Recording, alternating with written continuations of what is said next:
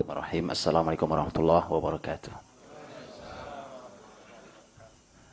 Innal hamdalillah nahmaduhu wa nasta'inuhu wa nastahdihi wa nastaghfiruh. Wa na'udzu billahi min syururi anfusina wa min sayyiati a'malina. May yahdihillahu fala mudilla lahu wa may yudlil fala hadiya lahu. Asyhadu an la ilaha illallah wahdahu la syarika lah. Wa asyhadu anna Muhammadan 'abduhu wa rasuluh. Allahumma salli wa sallim wa barik wa an'im ala Muhammadin wa ala alihi wa sahbihi ajma'in. Ya ayyuhalladzina amanu taqullaha wa qulu qawlan sadida yuslih lakum a'malakum wa yaghfir lakum dhunubakum wa may yuti'illaha wa rasulahu faqad faza fawzan 'azima. Allahumma anfa'na bima 'allamtana wa 'allimna ma yanfa'una wa zidna ilma. Allahumma ati nufusana taqwaha wa zakkiha anta khairu man zakkaha anta waliyuha wa maulaha. Amma ba'd. Bapak Ibu, saudara-saudariku yang dirahmati Allah, mukminin mukminat hafizakumullah. Ustaz Muhammad bin Utsman dan Ustaz Rahman Baraja. Alhamdulillah kita dipertemukan Allah dan saya bersilaturahim, satu kehormatan, kemuliaan untuk bisa bersilaturahim dengan semua Bapak dan Ibu semua. Alhamdulillah kita diberi Allah kesempatan untuk duduk di sebuah majelis ilmu yang para ulama mengatakan majelis ilmu seperti ini lebih mulia daripada amal sunnah. Amal sunnah, dan ini satu kemuliaan yang sangat luar biasa. Maka kita syukuri bahwa kita duduk dengan keikhlasan, maka akan tercatat sebagai sebuah kemuliaan di sisi Allah Subhanahu wa taala. Bapak Ibu berbahagia dirahmati Allah. Malam hari ini saya ingin meringkaskan buat Bapak Ibu sekalian supaya ada gambaran global, walaupun dia global, tentang Rasulullah SAW dari awal beliau lahir sampai beliau wafat. Selesainya sampai besok subuh nih kalau saya. Gitu ya. Karena kalau Bapak Ibu baca Ar-Rahiqul Maktum itu salah satu buku sirah nabawiyah yang ringkas, tapi lengkap. Itu kalau versi terjemahannya, kalau versi Arabnya lebih sedikit, kalau versi terjemahannya sekitar 500 halaman. Nah 500 halaman nanti saya singkat jadi 1,5 jam. Nggak tahu gimana juga, nggak tahu saya ngomongnya kan. Supaya kita dapat gambaran, karena selama ini kita tidak pernah utuh memandang Rasul itu. Sepotong-sepotong, Pak. Jadi kayak puzzle. Kisah di sini nggak tahu di mana rangkaiannya. Begitu ditaruh gitu nggak jelas nih gambarnya kayak apa nih gambarnya. Jadi kisah Rasul tak pernah utuh di wajah kita. Karena memang kita tidak ada kurikulum sirah nabawiyah waktu sekolah. Itu sangat disayangkan. Ada kurikulum sirah nabawiyah nggak selesai. Sekali belajar keruh ilmunya. Apalagi kalau sudah belajar sahabat, keruh sekali. Negeri ini memang perlu perbaikan luar biasa. Nah, jadi awal saya ingin sampaikan bahwa sepertiga Al-Quran itu kisah isinya, Pak. Sepertiga Quran isinya kisah. Kisah umat terdahulu, sejarah. Tiba-tiba hari ini sejarah itu menjadi kurikulum yang diabaikan di sekolah-sekolah kita. Dianggap nggak penting, dianggap nggak menarik. Memang salah juga gurunya, Pak. Menyampaikan sejarah itu hanya tumpukan peristiwa, tahun, dan nama orang. Begitu ujian muridnya udah takut duluan kan. Karena suruh ngapal nama, tahun, peristiwa apa terjadi, kapan, siapa saja tokoh. Orang malas ngapal. Padahal kisah itu makna utamanya bukan itu. Makna utamanya adalah apa yang disampaikan di akhir surat Yusuf. Akhir surat Yusuf itu kan surat yang menarik. Surat Yusuf itu mengawali surat Yusuf, Allah berfirman, Alif Lam Ra, tilka ayatul kitabil mubin. Inna anzalnahu Qur'anan Arabiyyan la'allakum ta'qilun. Nahnu naqussu 'alaika ahsanal qasas bima auhayna ilaika hadzal Qur'an. Jadi kata Allah Subhanahu wa taala, kami kisahkan kepadamu kisah terbaik. Ini sudah firman. Kisah terbaik yang ada dalam Quran ini. Jadi seluruh kisah Quran ini kisah terbaik. Nah, karena dia ada dalam surat Yusuf, maka spesial tentang surat Yusuf ini. Maka itu surat Yusuf itu surat yang secara kisah sangat spesial. Kita tahu, Pak. Dan utuh dari awal sampai akhir tentang Nabiullah Yusuf alaihissalam. Di akhir surat Yusuf, ayat 111 itu akhir surat Yusuf, Allah berfirman, "Kana fi qasasihim ibrah li ulil albab, ma kana haditsa yuftara." walakin tasdiqal ladzi baina yadayhi wa tafsila kulli syai' wa huda wa rahmah liqaumi yu'minun. Sungguh pada kisah-kisah mereka terdapat ibrah, pelajaran. Ibrah liulil albab, untuk mereka yang mau berpikir. Memang kisah itu kalau nggak direnungi, Pak, itu jadi dongeng. Sejarah itu jadi dongeng. Padahal Quran menolak disebut sebagai asatirul awwalin. Bedakan. Orang-orang jahiliyah, musuh-musuh Islam itu menyebut Quran sebagai asatirul awwalin. Asatirul awwalin itu artinya adalah dongeng orang-orang terdahulu. Karena memang sepertiga isinya kisah. Tapi Quran tidak mau disebut asatirul awwalin. Kenapa? Karena beda. Dongeng dengan kisah itu beda, Pak. Makanya kalau sama anak jangan dongeng. Berkisah. Beda. Allah menyebut qasas. Laqad kana fi qasasihim. Kisah. Dan ada surat Al-Qasas. Tapi nggak ada surat Al-Usturah. Atau Asatir. Nggak ada. Karena Quran bukan dongeng. Nah kalau bedanya apa? Bedanya kalau kisah itu terjadi betul peristiwanya dalam sejarah. Kalau dongeng ya Kancil Nyolong Timun tuh dongeng gitu, Pak. Apa tuh? Bawang merah, bawang putih, dongeng, ya kan? Kalau di sini nggak tahu dongeng apa lagi, kan? Ya Gunung Kelut meletus, dongengnya juga ada, legendanya itu. Bukan itu.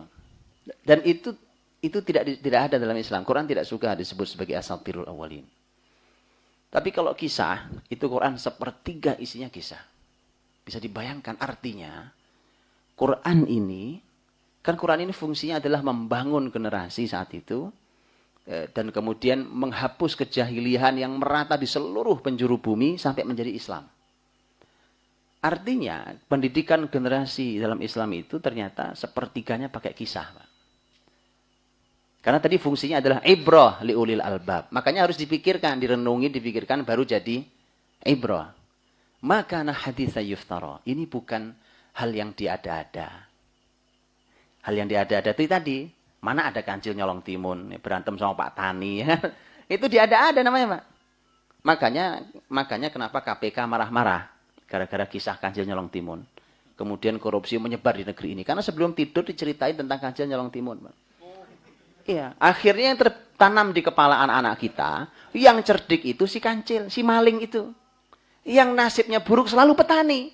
Maka di negeri ini petani nggak pernah makmur, Pak. Iya, coba kisah itu dahsyat, loh, Pak. Coba deh, bayangkan kita masih terbayang kisah waktu kita di usia kecil. Alangkah dahsyatnya kalau yang masuk adalah kisah Rasulullah. Kalau yang masuk adalah sejarah-sejarah Islam, kebesaran Islam itu. Nah, jadi makan haditsa yuftara. Quran ini termasuk di dalamnya adalah kisah, itu bukan hal yang diada-ada. Betul terjadi. Walakin tasdiqal ladzi baina yadayhi. Tapi ini fungsinya adalah untuk membenarkan, mengimani apa yang telah lalu. Wa tafsila kulli syai', menjelaskan detail segala sesuatu. Termasuk kisah itu bisa menjelaskan detail segala sesuatu. Begini, Pak, saya sampaikan.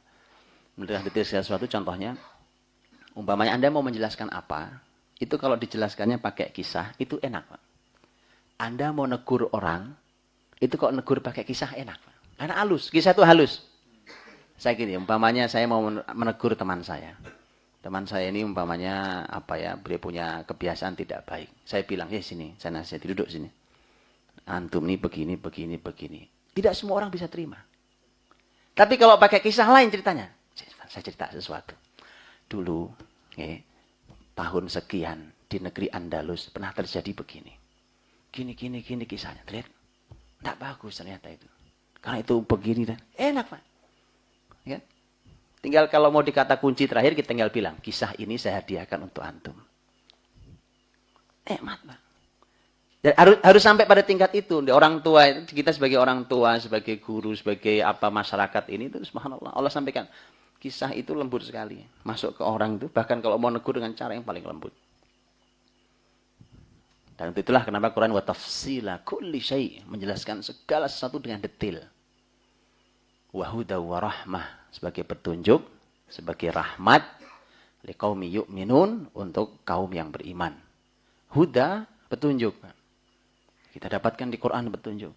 Kalau kisah itu sepertiga Quran, ada petunjuk di sana. Ini bukan sesuatu yang terjadi terus lewat begitu. Kisah bukan masa lalu yang tidak terulang. Rahmat, sebagai rahmat. Subhanallah. Saya kasih contoh, Bang. Kalau kita membaca sejarah Nabi SAW, ya, ini usianya masih muda-muda, yang tua, yang mana nggak ada, muda semua jadi kan. Bersyukur, Pak. Masih muda-muda sudah dapat hidayah, mau duduk mendengarkan ilmu, masya Allah. Ya, luar biasa. Sahabat-sahabat Nabi SAW, tidak semuanya usia muda, Pak. Ada yang sudah 60 tahun lebih baru kenal Islam. Baru kenal Islam, Pak. Bersyukur kita, ya kan? Termasuk Amr bin Jamuh radhiyallahu anhu. Sahabat sudah tua. Sudah tua, ya kan? Usia sudah tua. Kakinya pincang. Ya, kemudian masuk Islam belakangan. Anak-anaknya masuk Islam lebih dulu.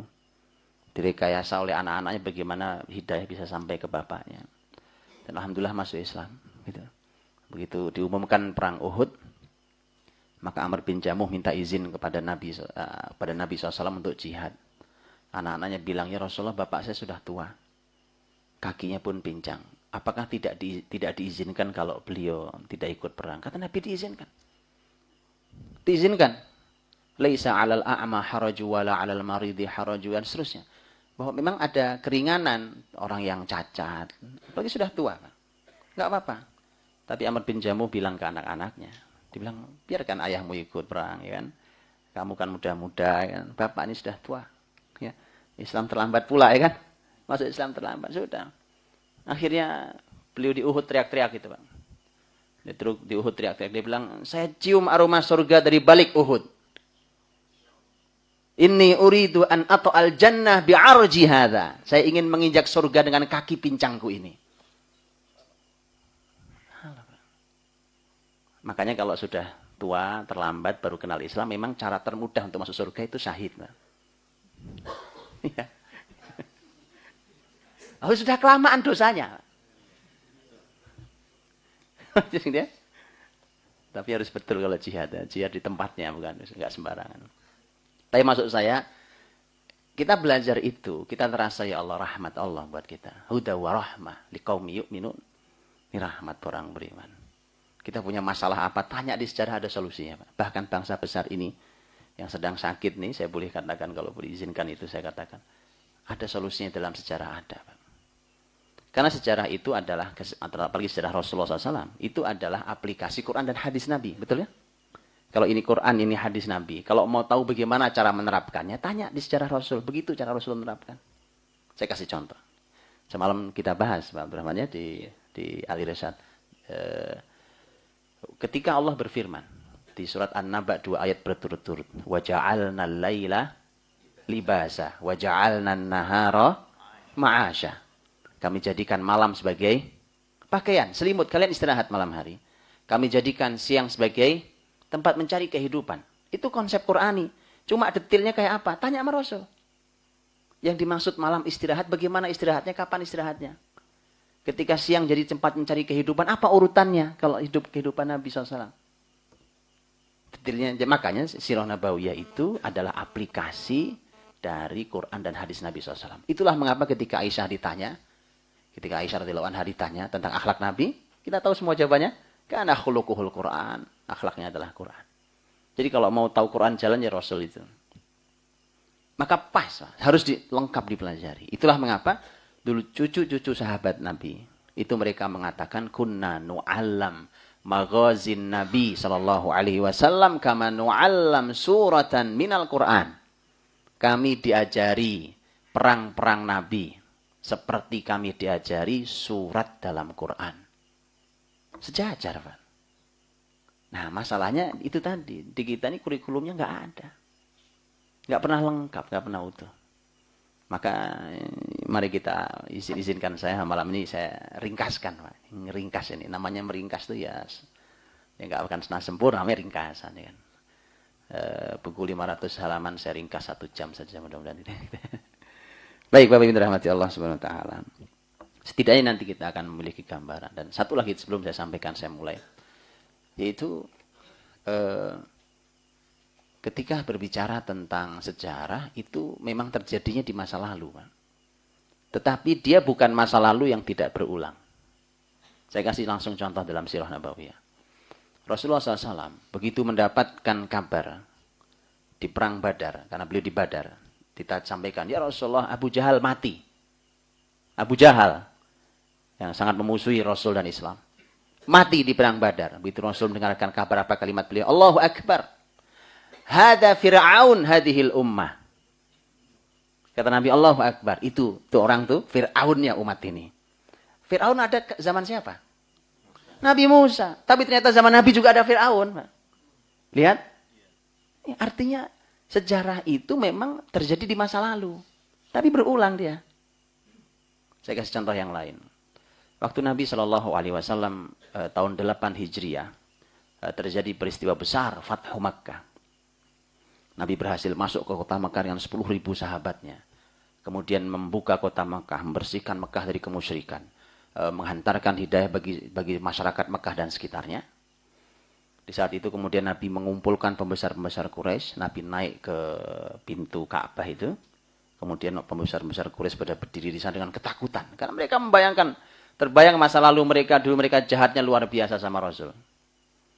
Nabi SAW nanya, Mata dhunnun anni fa'ilun bikum? Menurut kalian mau saya apain kalian? Jadi orang udah ketakutan digituin pula, Pak. Itu tambah takut. Orang udah gemeter, Pak. Mereka udah mati kita nih. Udah mati kita nih kalau begini. Bisa dihukum mati. Karena memang Nabi sudah mengumumkan nama-nama orang tertentu yang dihukum mati. Dan Imam Ibnu Hajar mengumpulkannya sampai sekian belas nama. Dalam Fathul Bari beliau mengumpulkan sekian belas nama. Itu jelas dinyampaikan oleh Nabi, dimanapun kalian jumpai nama-nama ini. Bahkan mereka bergelantungan di sekitar Ka'bah, bunuh mereka. Itu penjahat-penjahat perang. Ketika pembesar-pembesar yang tidak disebut namanya dikumpulin sama Nabi. Nabi tanya, kira mana? Menurut kalian mau saya apain kalian? Ya? Gemeter, Pak. Mereka bilang, Akhun Karim, Ibnu Akhin Karim. Kamu kan saudara kami yang baik. Anaknya saudara kami yang baik. Itu bahasanya orang kalah, Pak. Ya. Nabi SAW mengatakan, idhabu, fa'antumut tulaqa. Kalian pergi semua. Silahkan kalian pergi, kalian semua saya bebaskan. Kalian semua saya maafkan. Hari ini, kata Nabi, saya ingin berkata seperti Yusuf berkata pada saudara-saudaranya. La tathriba alaikumul yaum yaghfirullahu lakum. Sudah tidak ada lagi kesalahan kalian pada saya. Mudah-mudahan Allah ampuni kalian. Lihat. Nabi SAW mengambil kisah Yusuf. Kisahnya sudah terjadi masa lalu. Dan Yusuf dengan saudaranya. Betul? Kita tahu kisahnya. Bagaimana Yusuf dijahati oleh saudara-saudaranya. Subhanallah. Gara-gara Yusuf dibuang ke sumur itu. Yusuf jadi budak. Yusuf di penjara. Yusuf sengsara hidupnya. Tapi ambillah positifnya. Kalau tidak dibuang ke sumur, Yusuf nggak jadi pemimpin di Mesir. Ya. Selalu ada kebaikan di balik semua kisah musibah itu.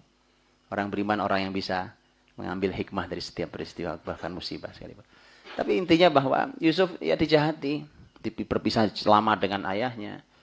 Tapi kemudian Yusuf mengatakan, La tathriba alaikumul yaum. Kalimat yang sama persis dipakai oleh Nabi untuk memaafkan saudara-saudaranya dari kalangan Quraisy. Jadi sejarah itu hidup. Hidup. Kalau mau cari konsep, mau tanya, antum punya masalah apapun, tanya di sejarah ada solusinya. Ada solusinya. Belajarlah sejarah Islam sampai antum bisa mencarikan solusi dari semua masalah yang sedang terjadi. Itu baru ahli sejarah Islam namanya. Sejarah itu ilmu gampang, Pak. Kalau ilmu hadis, saya jurusannya hadis. Kalau hadis itu ilmunya susah. Memang susah ilmunya. Betul, Pak. Belajar Quran dengan semua ilmunya, dengan kiroatnya, tafsirnya juga susah. Kalau sejarah gampang. Oh, kisah, Pak. Enak ya. Nah, tuh baca pun gampang pahamnya. Pahamnya. Kalau hadis ilmu jarh ta'dil, nggak paham itu. Harus orang hadis yang bisa memahami. Baik. Bapak Ibu dirahmati Allah Subhanahu wa taala. Rasulullah SAW berapa usianya? 63 tahun. 63 tahun. 63 itu kalau saya bagi dua, hanya ada dua pembagian. Di sebelah 0 sampai 40 tahun itu sebelum kenabian. 40 sampai 63 itu usia kenabian. Hanya kalau saya bagi dua gitu. 0 sampai 40 saya sebut sebagai usia persiapan. Allah sedang menyiapkan calon nabinya. Allah sedang menyiapkan manusia terbaik. Allah sedang menyiapkan pembawa risalah terakhir yang tidak ada lagi risalah setelahnya, yang otomatis risalahnya harus hidup sampai akhir zaman nanti. Itu persiapan orangnya pasti nggak gampang. Mudahnya begini, Pak. Kalau Bapak Ibu ingin anaknya jadi arsitek, jadi dokter, jadi apa? Bapak Ibu sudah punya rencana dari sekarang. Tuh anak padahal usianya masih SMP. Apa yang Anda lakukan? Anda mulai menyiapkan, bukan? Padahal cuma jadi arsitek, cuma jadi dokter. Ini mau jadi nabi, Pak. Nabi. Tugas termulia, tugas terberat. Maka persiapannya nggak sederhana. 0 sampai 40. Panjang mana? Usia persiapan sama usia tugas. Makanya tolong yang sabar kalau sedang menyiapkan. Usia persiapan kadang panjang. 0 sampai 40. 40 banding 23. Separuh. Jadi tolong yang sabar. Sabar. Menyiapkan generasi. Sabar. Menyiapkan diri. Gitu. Nggak usah buru-buru. Metik hasil itu nanti saja. Ya kan? Ada usia persiapan yang. Nah. Yang 23 tahun. Saya bagi 2 lagi. Usia persiapan itu. Usia kenabian itu. Saya bagi 2 lagi.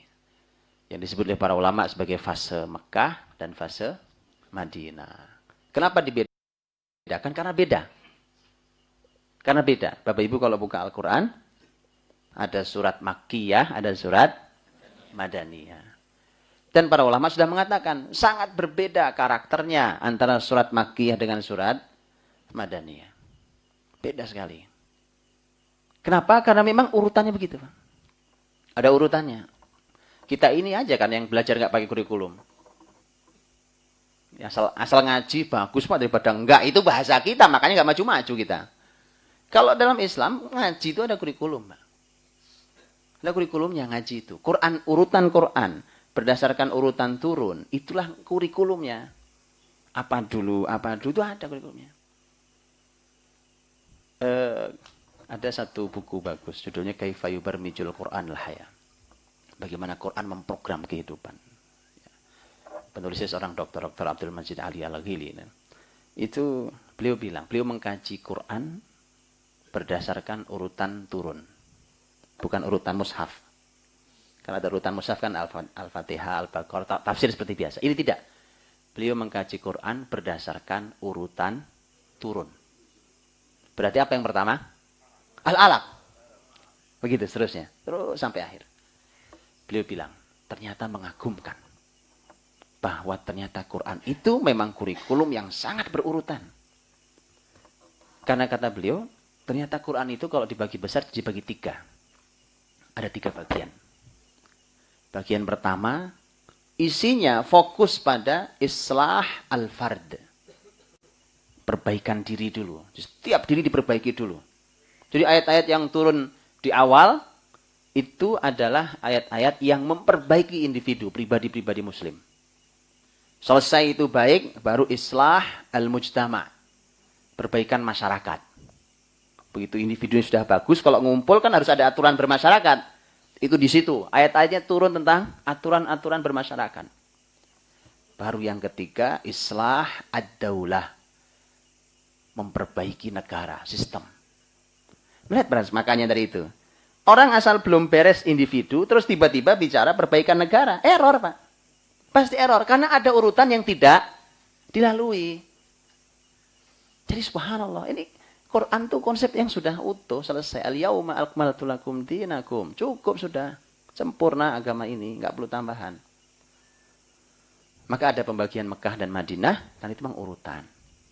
Dan karakter ayat dan surat yang turun di Mekah Madinah sangat berbeda. Baik. Kalau begitu, ada 40 tahun persiapan. Ada 13 tahun Nabi di Mekah. Ada 10 tahun Nabi di Madinah. 13 dan 10 yang 23 itu. Itu berarti Nabi lebih panjang berdakwah di Mekah daripada di Madinah. 13 banding 10. Tetapi Bapak Ibu kalau membaca buku-buku Sirah Nabawiyah, apapun buku yang Bapak Ibu baca, kisah tentang peristiwa-peristiwa di Mekah dengan di Madinah lebih panjang kisah di Madinah. Harusnya kan tidak, Pak. Harusnya kan lebih panjang di Mekah dong. 13 tahun banding 10 tahun kan harusnya. Mengapa? Itu menarik. Mengapa? Karena memang tadi Pak, 13 tahun itu adalah usia di mana Nabi Muhammad SAW sedang menyiapkan para sahabatnya. Lagi bikin pondasi, Pak. Kalau buat pondasi itu nggak usah banyak ngomong, ya kan? Buat pondasi kok udah keluar-keluar nggak karu-karuan. Ibarat pohon masih tunas, Pak. Dan itu Allah firmankan di akhir surat Al-Fatih tentang perumpamaan Muhammad SAW dan pengikutnya. Muhammadur Rasulullah. Betul ya? Walladzina ma'ahu. Asyidda wa'alal kuffar ruhama bainahum tarahum ruka'an sujud. Dan seterusnya. Sampai dalam perumpamaan dalam Injil. Kazar'in akhraja syat'ahu fa'azarahu fastaghlada fastawa ala suqih yu'jibu zurra'a liyaghidha bihimul kuffar. Jadi membangun umat itu, kalau diibaratkan di akhir surat Al-Fat itu, yang tercatat dalam Injil, seperti nanam pohon. Nanam pohon, Pak. Tanam pohon, begitu tumbuh tunas. Tunas akan terus tumbuh tinggi, besar, kokoh sekali. Pohon, kalau sudah begitu, yu'jibuz zurra', mengagumkan penanamnya. Yang nanam kagum, Pak. Masya Allah, pohon mangga saya. Ini saya tanam 3 tahun lalu, Pak. Masya Allah, ya. Senang, Pak. Yu'jibuz zurra' liyaghidha bihimul kuffar, tapi resikonya orang kafir marah. Subhanallah, itu konsep dalam Islam. Itu konsep. Jadi kalau, lihat Bapak Ibu, namanya tunas. Kalau pohon itu baru tumbuh tunas. Tidak boleh orang teriak-teriak, oh tunas itu. Biasa aja kan. Apalagi Anda dengan angkuhnya si tunas itu, ya kan? Dengan angkuhnya si tunas. Padahal tunas itu, Pak, kalau lewat ayam saja itu habis itu tunas itu. Begitu dipatok, tuk begitu, habis. Untuk nunggu tumbuh lagi, berapa lama lagi? Ya. Maka dari itulah, ketika Umar bin Khattab radhiyallahu anhu masuk Islam, beliau mengatakan saya orang yang ke-40. Tapi para ulama mengatakan Umar salah. Kenapa salah? Karena begitu dihitung lebih dari itu. Mengapa kau Umar sampai salah? Karena saat itu banyak orang yang masuk Islam tapi menyembunyikan identitasnya. Baru terungkap belakangan. Karena memang itu masa-masa awal. Masa-masa awal tuh. Masa-masa awal tuh nggak usah banyak bicara. Bangun, Pak, bangun. Buatkan pondasi, dan seterusnya. Konsep nubuah. Sehingga di dalam sirah nabawiyah, kisah tentang Mekah tidak banyak. Tidak sebanyak kisah di Madinah. Tapi kalau sudah bersabar kita 13 tahun membangun pondasi itu, nanti konsep 10 tahun di Mekah, di Madinah, 10 tahun di Madinah, yang isinya adalah tentang negara, tentang hubungan luar negeri, tentang hukum, tentang aturan, itu sudah sangat mudah. Kita mau bicara penerapan syariat di situ tempatnya. Kita mau bicara tentang pasar Islami di situ tempatnya. Makanya lihat hari ini, mohon maaf, lihat hari ini. Ketika sah-sah saja, silakan orang punya semangat bagus berislam, ayo didorong. Cuma ini sekedar catatan, kenapa kalau kita melewati urutan itu hasil tidak maksimal. Mohon maaf buat teman-teman yang ada di perekonomian syariah. Lihat Pak, perekonomian contohnya perbankan syariah, asuransi syariah, segala macam. Menurut saya secara pribadi semakin tidak menarik. Mohon maaf sekali lagi. Umpamanya saya contoh, ada kredit card syariah. Di mana syariahnya? Ngutang sistemik itu di mana syariahnya? Tunjukkan Pak.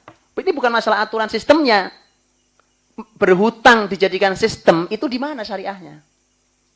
Oh, Nabi mendorong kita untuk cash, ya dan biadin. Ngutang itu boleh dalam Islam, tapi tidak jadikan sistem. Bahkan Nabi nggak mau nyolati orang yang punya utang. Untung Nabi nggak hidup hari ini. Kalau hidup hari ini nggak ada yang disolati Nabi kita, Pak. Karena dibuat sistemik berhutang. Di mana ada aturan, ada hutang sistemik terus syariah itu di mana syariahnya? Ini baru satu. Belum lagi memang yang memang tidak berminat, mudharabah bermainan saja. Mohon maaf nih, sekali lagi saya mohon maaf. Kenapa? Aslinya memang kita belum punya pondasi 13 tahun itu. Di Mekah itu. Begitu kita memasuki perekonomian syariah, tidak siap sebenarnya.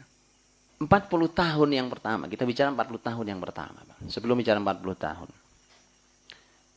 Rasulullah Shallallahu Alaihi Wasallam itu dihadirkan oleh Allah Subhanahu Wa Taala di muka bumi ini dengan tugas yang sangat besar. Karena tugasnya sepenuh bumi. Tugasnya sebumi ini. Bukan Mekah. Juga bukan Madinah. Juga bukan Jazirah Arab. Sebumi tugasnya. Makanya tidak ada orang beriman yang berpikir kerdil itu nggak ada. Kalau kita hidup dengan Quran, nggak ada Pak orang yang berpikir kerdil tuh. Karena kita biasa berpikirnya tidak dengan Quran. Akhirnya kita terkungkung oleh banyak hal. Baik, Bapak Ibu rahmati Allah. 40 tahun awal persiapan itu berarti begini. Semua peristiwa yang terjadi di usia 0 sampai 40 tahun bisa dimaknai sebagai usia Allah sedang menyiapkan orang terbaik. Allah sedang menyiapkan calon nabinya, Imamul Anbiya wal Mursalin. 0 sampai 40. Kalau di Sirah Nabawiyah 040 itu pembagiannya di Sirah itu hanya 0 sampai 5, 5 sampai 6, 6 sampai 8, 8 ada peristiwa di usia 12, ada peristiwa lagi usia 15, 20, 25, 35 dan 40. Itu usia ini dalam Sirah Nabawiyah. Saya kisahkan ringkas. Kisahkan ringkas tentang apa yang di sana terjadi. Di 0 sampai 5 itu ada beberapa momentum-momentum. Dan ini manfaat besar buat kita, terutama yang masih punya anak atau cucu di usia itu. Jadi setiap saya menyebut usia, bayangkan siapa kita di usia berapa atau anak kita atau cucu kita. Ini cara melahirkan orang besar. Cara melahirkan orang-orang besar. 0 sampai 5 tahun tuh. Ketika Rasulullah SAW beliau di usia 0 sampai 5. Itu beliau lebih banyak dibesarkan justru di kampungnya orang lain. Di Bani Sa'ad. Bani Sa'ad.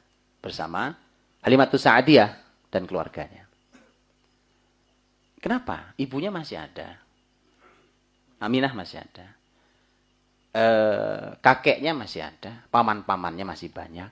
Kenapa juga harus dipindahkan ke Bani Sa'ad? Jauh. Disebutkan bahwa Muhammad SAW